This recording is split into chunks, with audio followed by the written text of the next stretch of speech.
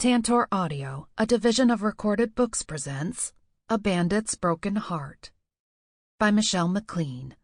Narrated by Meghan Kelly. Chapter 1. Brynne Forrester held the plate of pie up to her chin and glanced at her daughter. "Are you ready?" Coraline nodded eagerly, her black ringlets bouncing about her face. "Is your napkin secure?" Coraline gave the napkin tied about her neck a firm tug and nodded again, breaking out in a happy grin. "Ready, Mama." "All right, then. On the count of 3. 1, 2, 3. Brynne and Coraline dove face first into their plates, bolting the sweet berry pie down their gullets as fast as they could.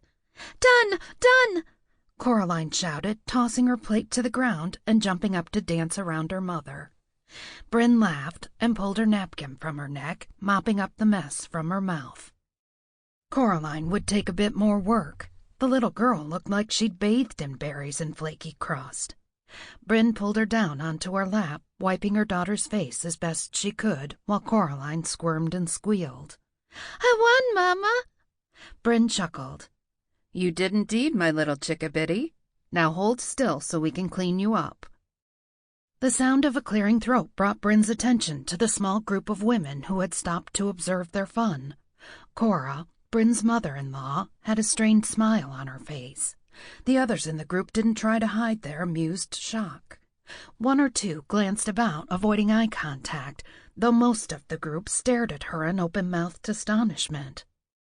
"You have a little bit of something here," Cora said, pointing a daintily gloved hand at her own chin to show Brynne where she'd missed a spot. Brynne flushed and wiped the offending bit of sweetness from her face. Her mother-in-law's gaze flicked to the still giggling Coraline, who Brynne narrowly managed to keep from flinging herself at her grandmother. "I won, Gamma! I won!" "Yes, my dear, I see that," Cora said, trying to keep out of range of Coraline's sticky fingers. "But what exactly was it that you won?" Brynne blushed, hating that the judgment glaring down from the well-connected women in front of her had erased the brief moment of levity she'd shared with her daughter. "We were having a pie-eating contest," she said, forcing a carefree tone she no longer felt. "A what?" Cora asked her, her brow wrinkling as she looked at her granddaughter. Brynne pinned Coraline down and finished cleaning her up. "A pie-eating contest. We used to have them at the ranch. Whoever can eat a piece of pie the fastest wins." "Wins what?" one of the other women chimed in. Brynne shot her a wary glance, but Mrs. Jacobs appeared genuinely interested. "Oh, anything, really. At the ranch, we'd have the contest just for fun, or we'd trade off chores or such. At the festivals in town, you could win anything from another pie to a quilt.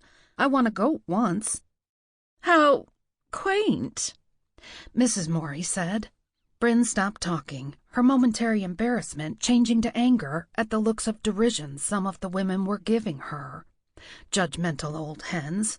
Mrs. Morey, who was connected to both the Gardner and Lowell families, thank you very much, was the worst of them. She always managed to find some fault in Brynne, no matter what the situation. On further reflection, Brynne could admit a pie-eating contest in the middle of Boston Common might not have been the best idea in the world for a picnic activity. But they had been sitting in a secluded enough spot, and they were only eating pie, for heaven's sake, not picking their teeth with their penknives in front of the governor. Though from the women's reactions, they might as well have been.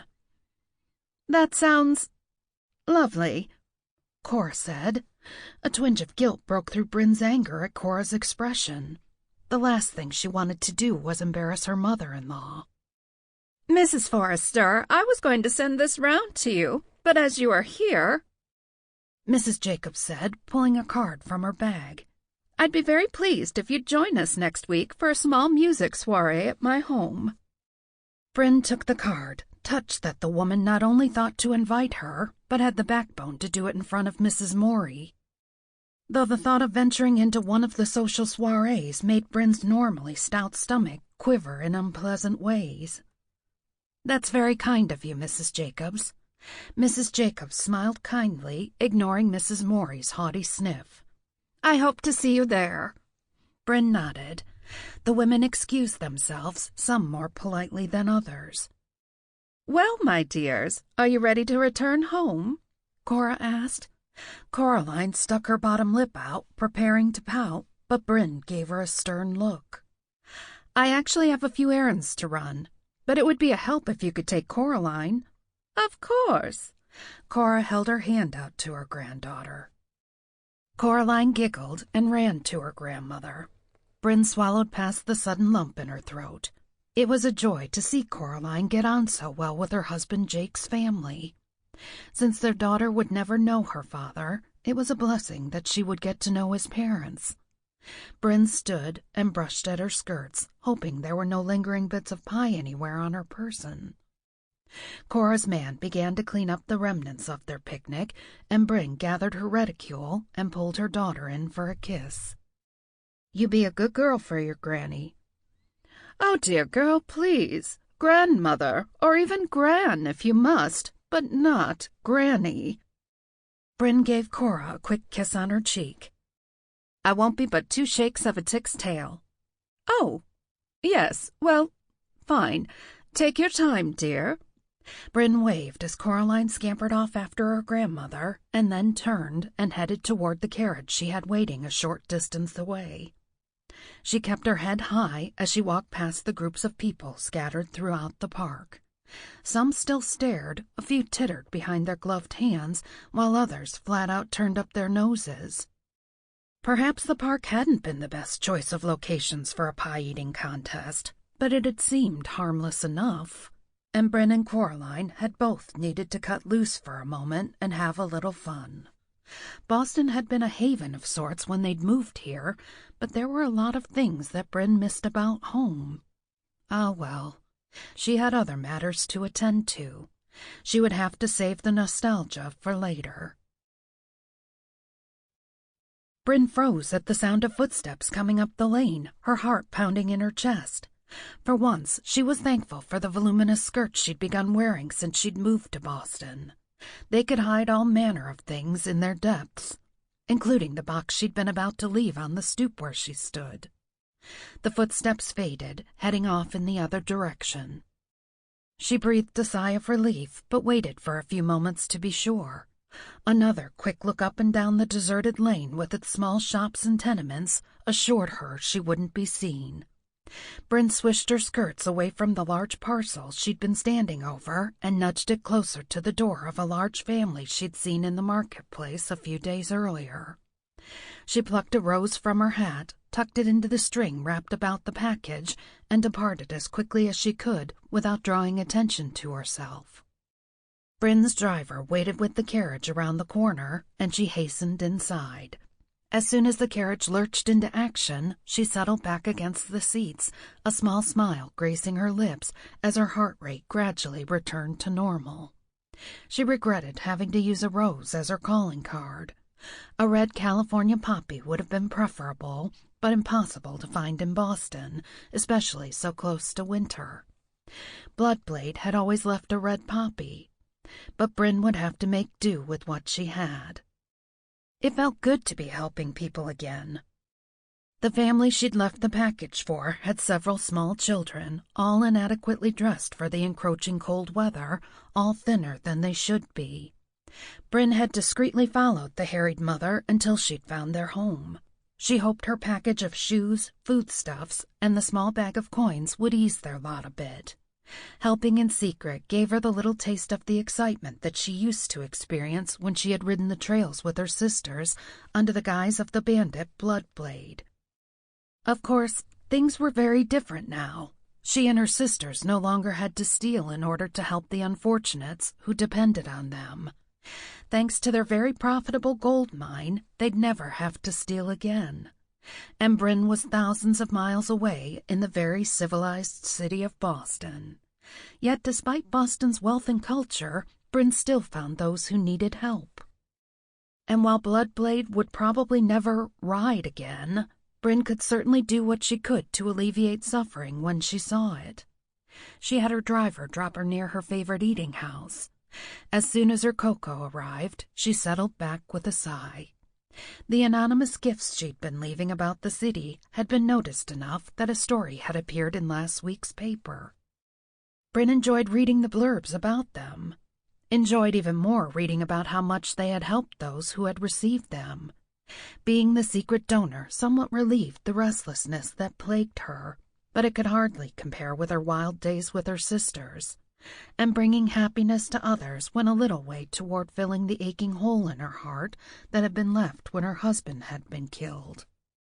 Brynne didn't think her broken heart would ever truly mend. Being in Boston wasn't helping as much as she'd hoped. Brynne had been many things in her former life: a rancher, a sister, a wife, a mother, a bandit. But she'd never been a social pariah before. She wasn't finding the experience enjoyable. Well, perhaps pariah was a bit of a stretch. Her in-laws' reputation and position in social circles saved her from being completely shunned. But it didn't stop the gossip mills from running full tilt, nor did it stop the cream of the crop from grinning politely to her face and turning their noses up at her the second her back was turned. Brynne put down her cup and turned her face to the sun, welcoming the weak warmth of the unseasonably warm day. The small restaurant was one of her favorite spots. It wasn't often that she got to enjoy being out of doors, alone with her reflections. Her well-meaning in-laws had been nothing but kind and welcoming, taking her in without hesitation when she'd shown up on their doorstep with her daughter and sister in tow after the death of her husband. But they were sticklers when it came to society's rules. Leaving the house unaccompanied was a near impossibility, and for a woman who was more used to riding the range with a bandana covering her face and taking care of herself no matter what the situation, it was a lot to get used to. Brynne missed the freedom of being on her own, as well as the more relaxed life on the ranch. On the ranch, life had been about survival. Here, life was about one's position in society. There were a few eccentrics, to be sure, more than Brynne had expected. But being an odd stick was only acceptable if you belonged to the right family, had the right connections, or had enough money to make everyone forget everything else. Brynne had the money all right, but her background was a bit hazy, and she wanted to keep it that way, and the only connections she had were her in-laws. Granted, it was a good connection. Being the widow of the eldest Forrester's son had opened a few doors, at least a crack, that would have been slammed in her face in other circumstances. The waiter came back to refill her cocoa. It was a terrible indulgence, but Brynne couldn't give it up. She'd never tasted hot chocolate before moving to Boston, and it had become something of a guilty pleasure. "Thank you, Walter," she said, smiling up at the waiter. She'd gotten to know most of the staff fairly well during her daily visits, and Walter was one of her particular favorites. He always brought her a little extra goodie. He nodded and then hovered for a moment. "What is it, Walter?" "Forgive me, ma'am, but I was wondering if you was still needing staff for your new home." "Yes, I am," she answered, hoping he might have a good lead or two for her. Unfortunately, her tenuous hold on propriety hadn't helped her replace the staff she needed for the house. Nearly all of the old staff had followed the previous owners to their new home. Not surprising, really, considering that the new owners had stayed in town and servants who had been with their families for years tended to be loyal. At least the good ones. Still, of the few who had chosen to remain, only Mrs. Krause, the housekeeper, would pass Brynne's mother-in-law's muster. There was also old Mr. Cotton, the former butler. When Brynne said old, she wasn't exaggerating. The man had to be 80 at least. No longer really fit to fulfill his duties, but Brynne could hardly turn the man out. However, she'd put out an advertisement for a replacement for him. She needed a butler who could actually run the household. Perhaps Mr. Cotton could be a sort of advisor. Most likely he would be content enough to sit by the fire in the kitchen and doze. "Do you know someone looking for employment?" "Yes, ma'am," Walter said with a smile. "My little brother Charlie. He's real good with horses. He'd make a good footman or stable boy if you have any need of someone like that." "I do indeed." Brynne smiled, her mood considerably lighter. "The renovations are finally complete, and I'll be needing the staff in place shortly. Why don't you send him along, and we'll see how he works out." Walter jotted down the address she gave him. "Thank you, ma'am. He'll be excited when I tell him." He gave her a little bow and went back to work with a grin. At least that was one position she could check off the list. If Charlie was half as likable as his brother, they should have no problems. As for the other staff, Brynne pondered the pathetically small group of men who had responded for the butler position. She would scrap it all and run the house herself, but she knew her mother-in-law would never allow that. If Brynne was going to live on her own, she needed a properly staffed household. Truth to tell, she'd need one more for efficiency's sake than for propriety. Her new home was a far cry from the ranch house she'd grown up in. She'd need a full staff to keep the place from crumbling like a broken fence in a stampede beneath her feet. "Ah, Mrs. Forster, imagine running into you twice in the same day." Brynne suppressed an eye roll and tacked on a grin. She would bet her best steer that Mrs. Morey would rather be force-fed a rattlesnake than run into Brynne even once, let alone twice, in the same day. Still, it wouldn't do to be impolite. "Mrs. Morey, how nice to see you." Mrs. Morey smirked and looked around. "Are you here alone?" "Yes." The woman's face puckered like she'd sucked on a lemon, and Brynne held her breath to keep any of her thoughts from showing on her face. Honestly, it wasn't as if she were the only woman who walked about town on her own. Granted, she wasn't in the most fashionable area in the city, but it suited her. Still, Brynne had no fears of being on her own. She knew how to handle herself, and anything she couldn't handle, the gun in her handbag would take care of for her. It wouldn't be the first time she'd had to shoot someone. Wandering about the streets of Boston was probably one of the safest pastimes in which Brynne had ever engaged. Not that Mrs. Morey needed to know any of that. "Are you alone?" she asked, not seeing anyone with the irritating woman. "Heavens, no!" Mrs. Morey replied, her hand fluttering to her chest in shock at such a suggestion. "Billy is across the street picking up a few items for me, and Mrs. Kendler and her daughters will be joining me shortly. They've been volunteering their time at Dr. Oliver's clinic. The man is a true saint." She leaned in as if she had some great secret. "He treats all the poor unfortunates in the area, often without pay." Brynne widened her eyes, hoping that would be enough of a surprised, you-don't-say, reaction for Mrs. Morey.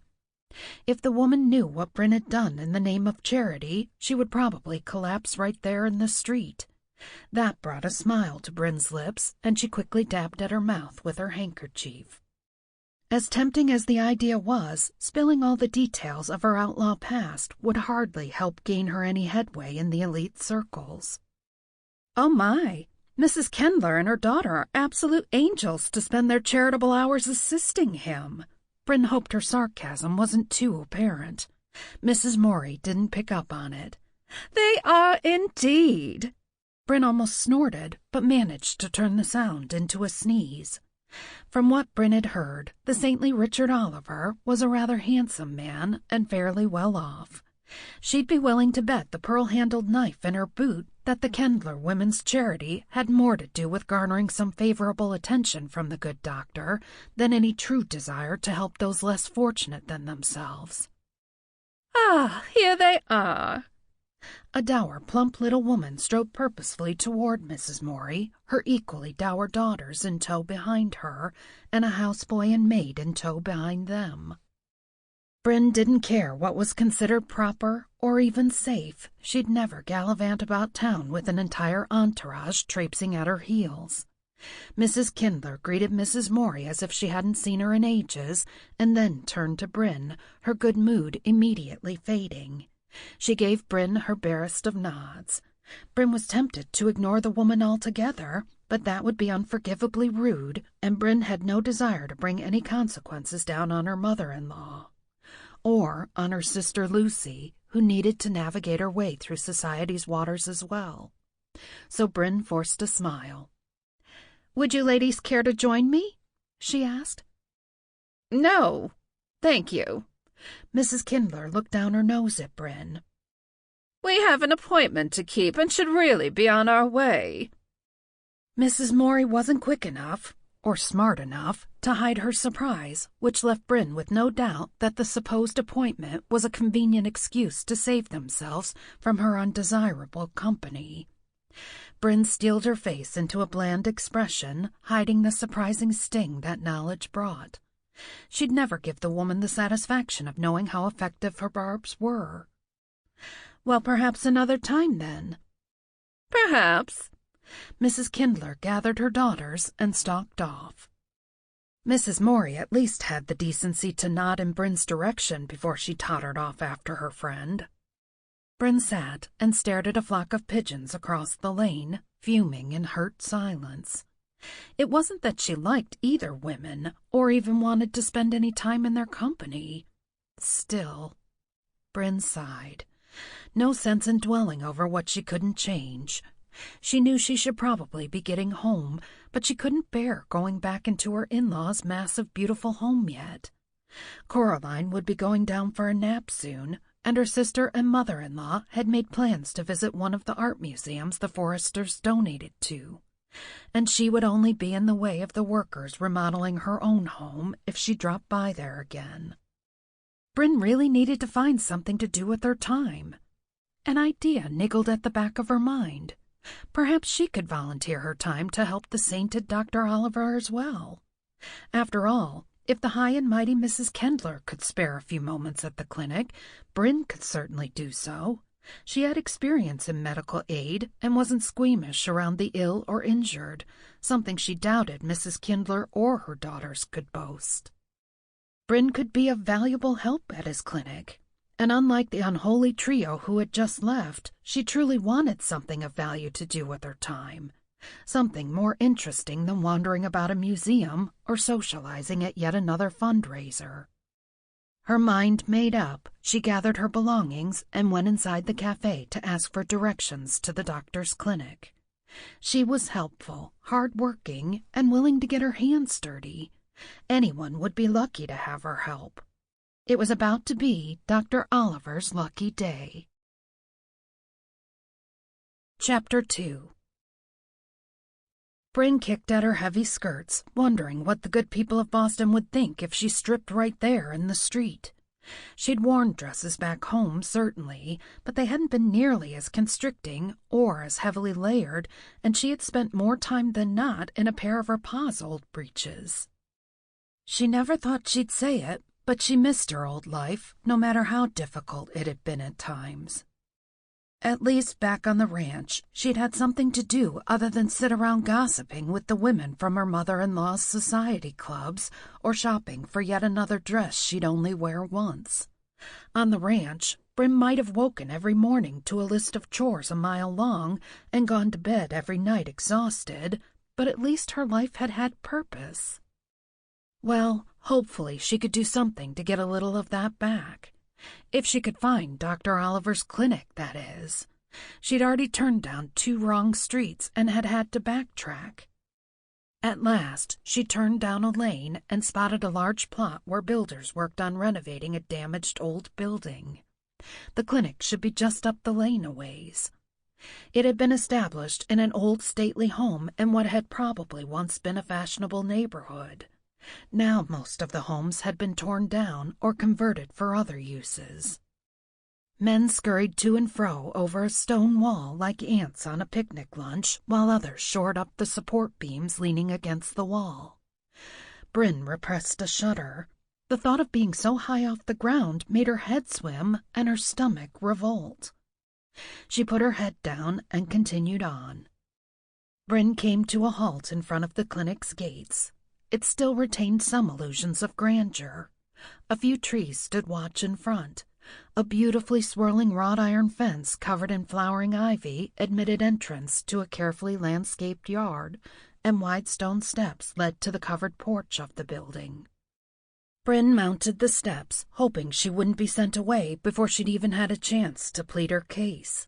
She wasn't a trained nurse and had never worked in a medical facility, so they certainly had every reason to turn her away, which was why she had come to this clinic instead of going to Massachusetts General Hospital.